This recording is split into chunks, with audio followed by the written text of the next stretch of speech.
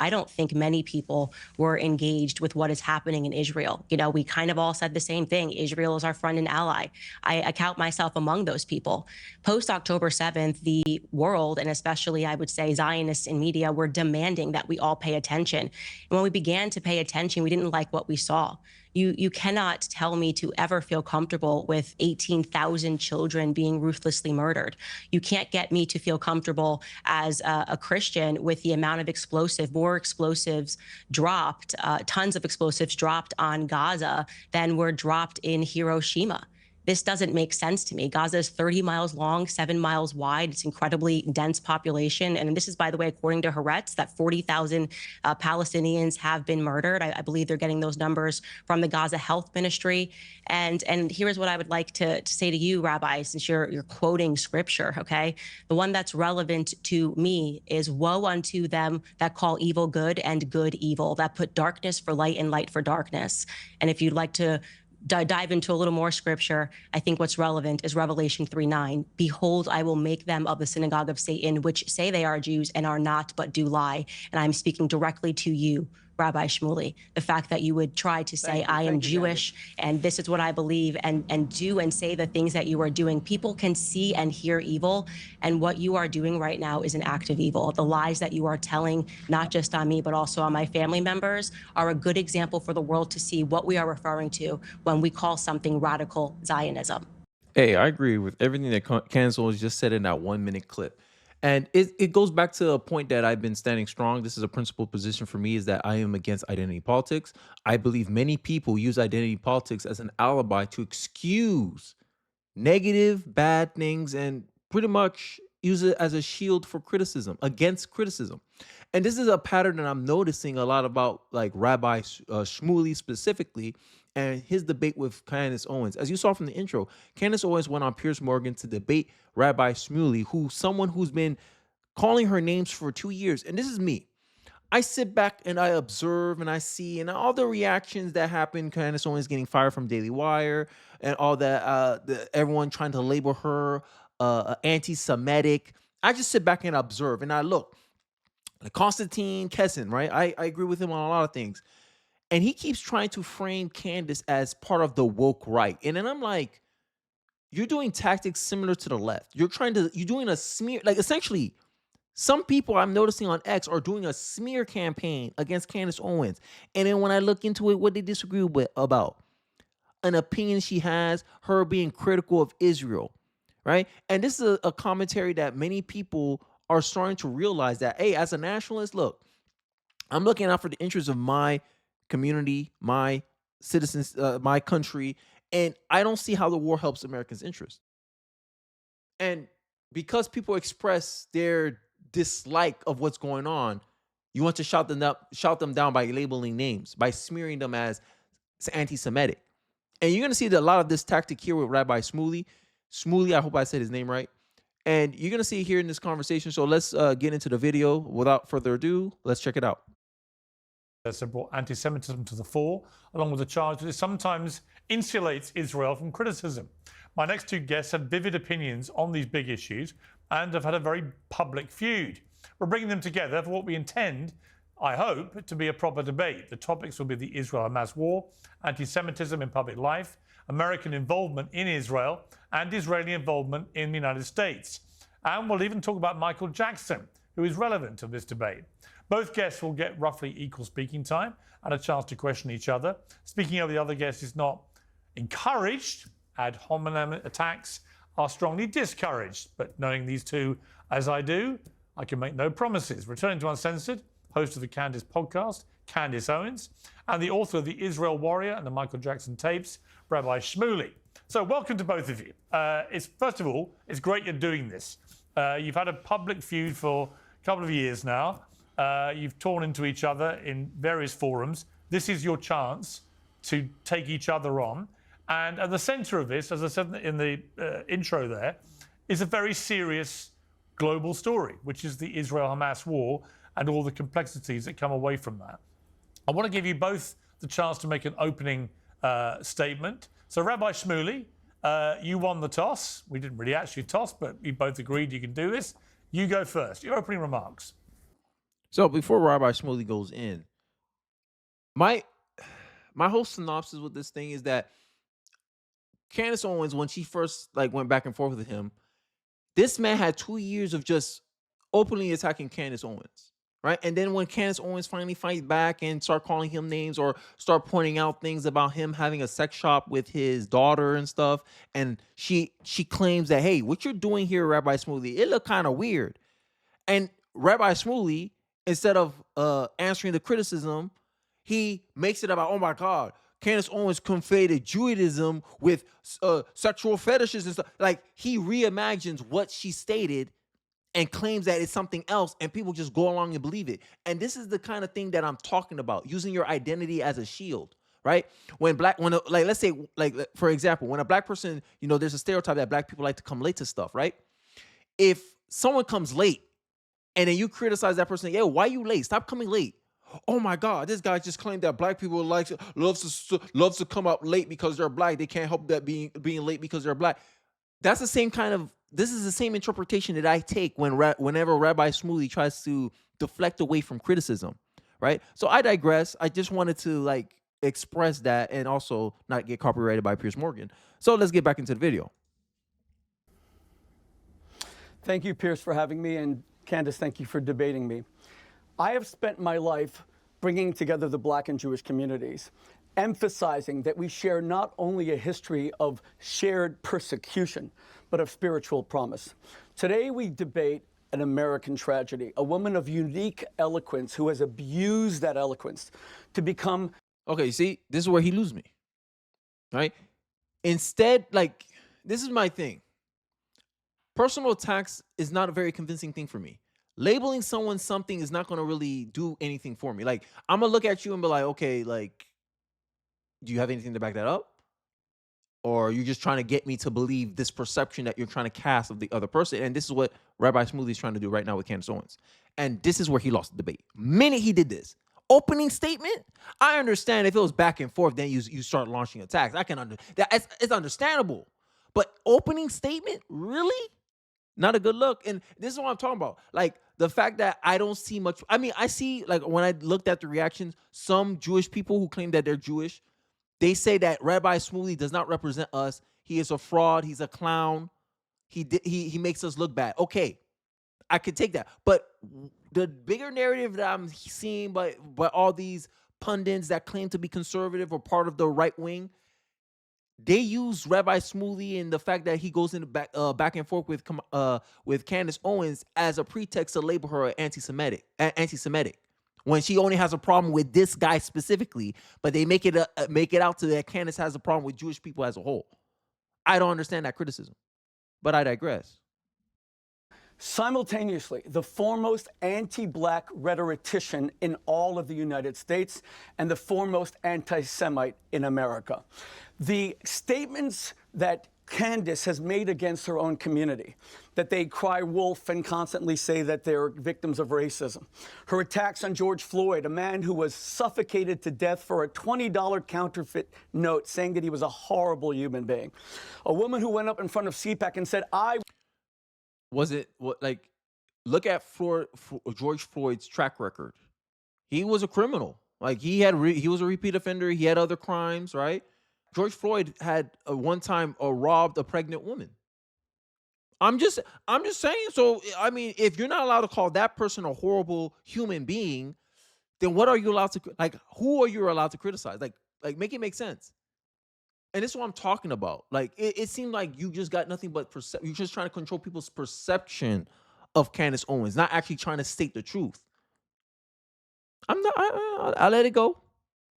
I was never a slave in America, as if that's the only form of discrimination, is what has led her community to call her not Candace, but Clandis. The first ever female Black woman who appears in her rhetoric against Blacks, calling LeBron James dumb and stupid, an icon to the Black community, as Clandis. Simultaneously, you have the Jewish community beginning to call her not Candace Owens, but Candace Ovens, because her Goebbels-style rhetoric against Jews, that Jews are nearly all pedophiles. The State of Israel will set up a Theodor Herzl, a pedophile, as a haven for pedophiles, that Judaism is a demonic, satanic cult that only protects pedophiles. And by the way, her absolute obsession with Jewish sexuality and Jewish genitalia, the first lady of France, Brigitte Macron's genitalia, is disturbing. It's one of the reasons I think she hates Sigmund Freud so much, because she's a Freudian field dream in terms of his arguments that the greater the sexual suppression and repression, the greater we see violence. But when you say that the Jews killed JFK because he was about to ostracize Israel, when you invent all of these fabrications out of whole cloth, what is the result? The result is the demonization of Jews that leads to violence. You're demonizing Candace Owens, and you're not expecting to get the same energy back. Like, this is what I'm talking about. This guy's been doing this for 2 years before Candace Owens finally decided to respond to him. And then when Candace Owens responds to him, now he's trying to play victim. And this is what I'm talking about. And this is why it goes to show that it's starting to think like, I'm starting to think that it's a political, like, people are weaponizing tragedy for their own ends. And this is what Rabbi Shmuley represents for many Americans, that this is a kind of a perception that's going on. And if Jewish people don't come out and condemn Rabbi Shmuley for this, I think it's going to start cascading on the broader whole, the broader narrative that the Israel stands are trying to push. Because it seems to me that y'all not letting a good crisis go to waste. This is how it comes across. After October 7th, people felt like they could have open reign to call essentially for the mass murder of a certain group of people, right? And we thought mass murder was wrong. We thought, hey, there were unfortunate evil that happened, like this unfortunate circumstance. But at this point, it seems like it's being encouraged. They should flatten Gaza. Remember when at the height of Israel support in the conflict, people were calling for people to flat Gaza because the Gazan people elected Hamas. I understand that. Look, war isn't black and white, but to continue enabling this, it's starting to get into this ground where people just like, yo, we just wanted to stop, bro. Y'all dragging y'all feet. Y'all need to hurry up and take out Hamas, man. Y'all dragging y'all feet too much, man. And now people are starting to read into your real motives for the war. I'm just saying, it's not a war, it's a conflict, because at the end of the day, it's one-sided. The Gaza is not really the Hamas is not really no real threat. It's the people behind Hamas that's a real threat, right? Which is Iran, I think Hezbollah, if I remember correctly. Look, I'm an American. I care about mostly domestic issues. But when people keep trying to drag us into stuff, I'm gonna start asking some questions. And if I start asking some questions, and your argument back to me is you are a woke rightist, or you're anti-Semitic for asking questions about the motives of the Israel government for dragging their feet on the war, you're pushing people away. The same way that black people push other groups of people away for whenever other groups of people saying, hey, look, Asian hate is perpetrated by black people, majority black people. Oh my God, you're a racist. Oh, look at these racist Asians. You pushing people away. And I'm seeing the same effect going on right now with this whole Israel narrative.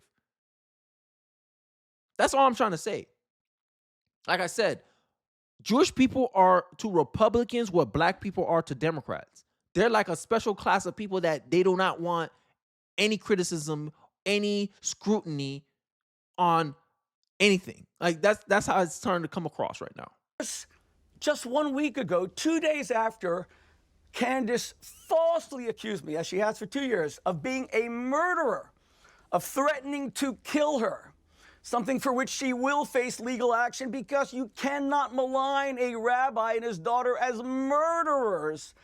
2 days later, I was swatted in my house, where 5 police cars had to break into my house because Mayor Michael Wilds of Englewood, New Jersey, received an email, arguably from one of Candace's followers, after she said essentially what Henry II says: who will rid me of this troublesome priest? Which leads directly to the murder of Thomas Becket, who today is a Catholic saint, of course. We were swatted, and the FBI is now investigating Candace's rhetoric. They're investigating Rabbi Shmuley, I'm interrupting because wait, just one final point. So Candace will get exactly the same amount of time. It's up to you, but it's an opening statement, right? And what I would say... May I just say finally, if I may? Well, if it's quick, The biggest issue I have with Candace, to be honest, is that she claims to be a Christian. Candace, didn't Jesus say you're supposed to love your enemies? Is the love you show me that you call me filth twice on the last show that you did with Piers a piece of filth? You're supposed to love your enemies. Is that turning the other cheek? And Piers, you're an English gentleman. I've known you for many years. You allowed her to say that without even a piece of filth. Why you ain't defending me on the platform? Like, I wish people did this for Trump. That's why I keep thinking. I wish people did that for Trump. When they criticize Trump, when they call him Hitler, they call him all this stuff. I wish someone would say, "Oh, well, look, come on, guys, Trump's not Hitler." But this guy expects the red carpet treatment. The same way black people expect, like, is this moral equivalency? Is this moral currency that he perceived that he has because he's a rabbi? You heard him. Oh, it's illegal to call a rabbi this. What? Like, oh, did we just create a caste system without realizing it? Like, I'm an American. We don't believe in caste systems. We don't believe in some hierarchy of there's people above us, under us. No, we don't believe in that crap. But this guy, where is he from? Is he from the UK? I don't know. I don't know where he's from. I don't care. I'm just trying to get an understanding of what the hell he's going with this. And I feel like I want to skip ahead because of the fact I just want to hear Candace's response to this because it seems like he has a whole lot of nothing. He reaching. I digress. Jesus said that you're supposed to turn the other cheek. Where have you ever turned the other cheek? When Jesus said that the meek shall inherit the earth, the arrogance, the nonstop attack against Jews, the demonization. If you are a Christian, then I am the second coming of Christ. Okay. That's 4 minutes you've spoken to. Out of fairness, Candace, if you want to use 4 minutes to respond, you can. All I would note... Oh, the arrogance. This man said I'm the second coming of Christ. That's crazy. Okay, let's continue. Rabbi Shmuley, is you've spent 4 minutes personally attacking Candace Owens. I set this up as a debate about what is happening with the Israel-Hamas war, anti-Semitism, and so on and so on. You've turned it all... And you wonder why Americans are starting to get, like, turned off by this now.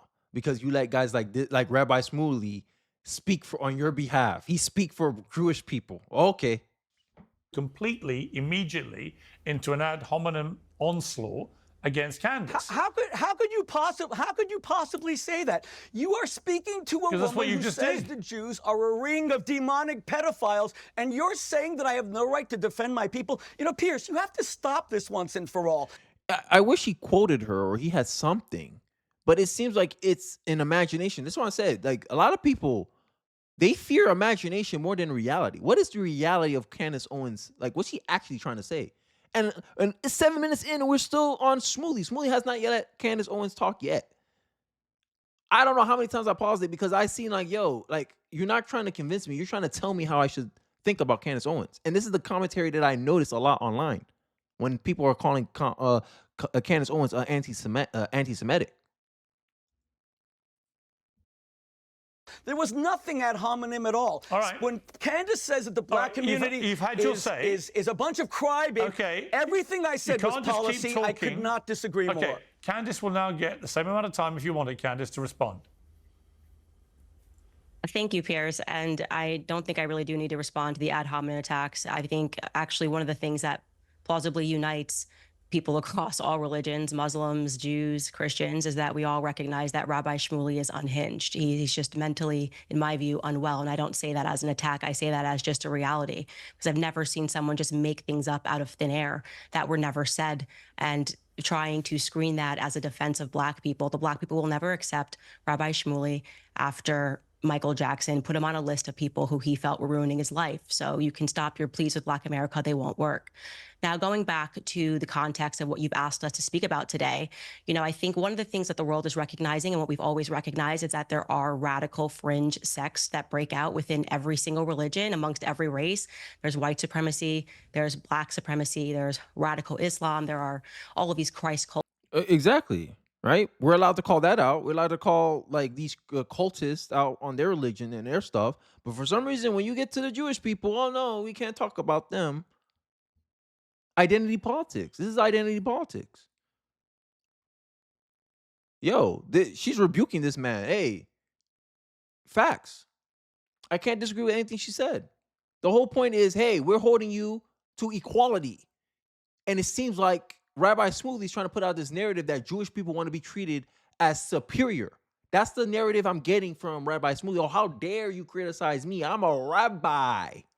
Cults around the world. And I think right now it's important for people to understand that radical Judaism is also a thing. And you're watching an example of it right now on your screen. The person sitting across from me, or sitting next to me, I guess, it posted on his Facebook page in 2016 a tribute to someone who he said was his mentor. That was Rabbi Menachem Schneerson. He said he was his mentor and his friend.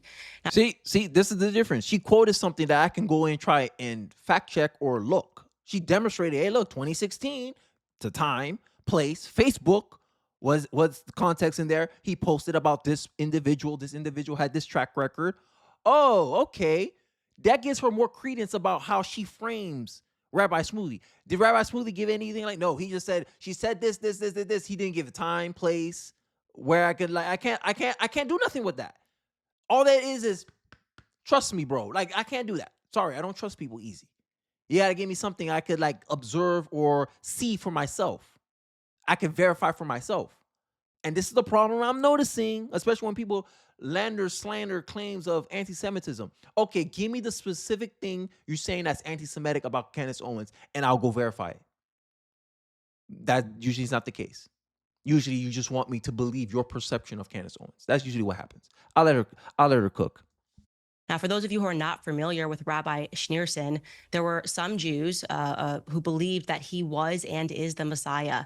So rejecting Christ, but believing that that rabbi was his Messiah.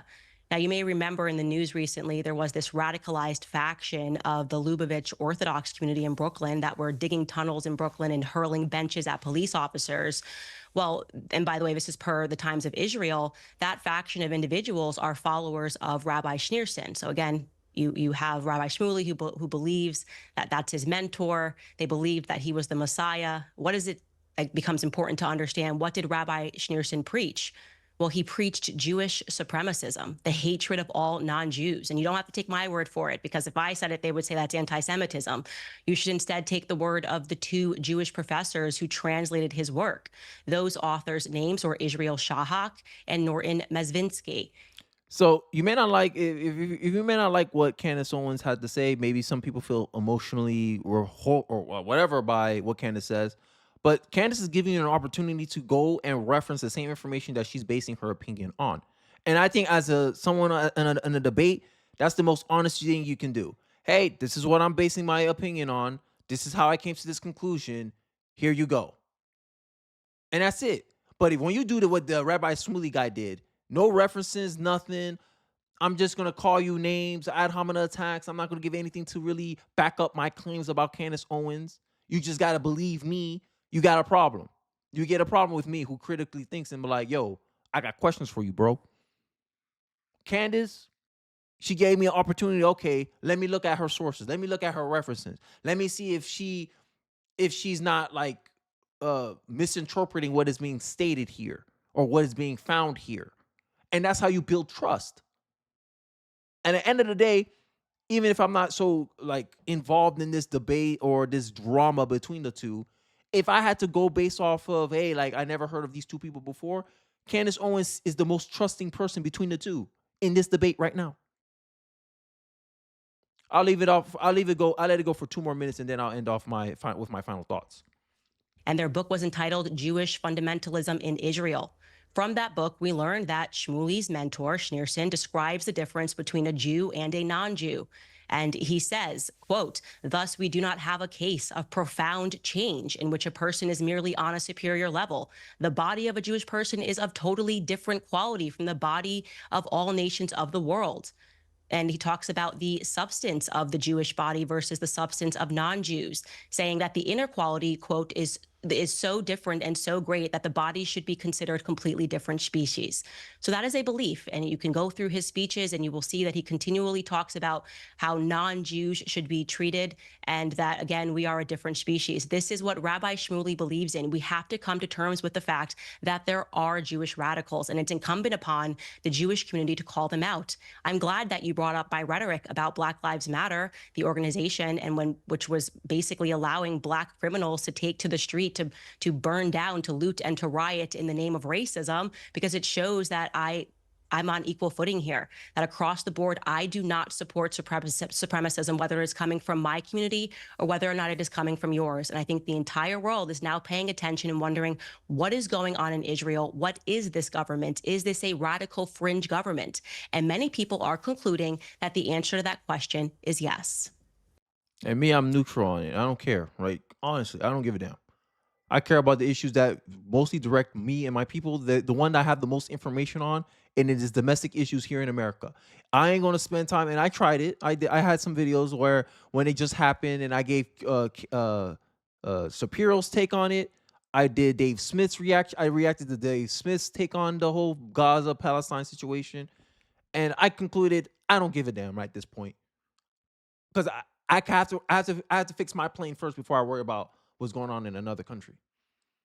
And say what you want about Candace Owens, what she laces out there is something that these pro-Jewish, pro-Israel stands need to contend with, instead of trying to moralize and tell people that they just need to go along with it. In America, we don't look kindly to racial supremacists.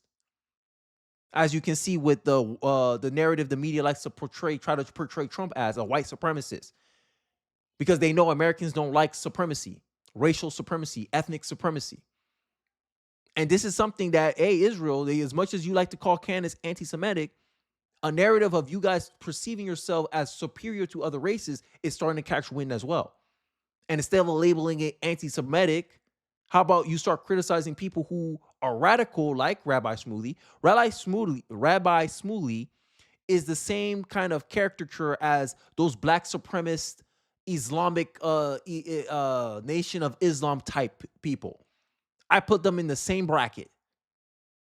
So if we call those out, if we're allowed to call those people out, then Jewish people, you have a kind of a moral obligation to stop Rabbi Shmuley from misrepresenting you guys as some racial supremacists.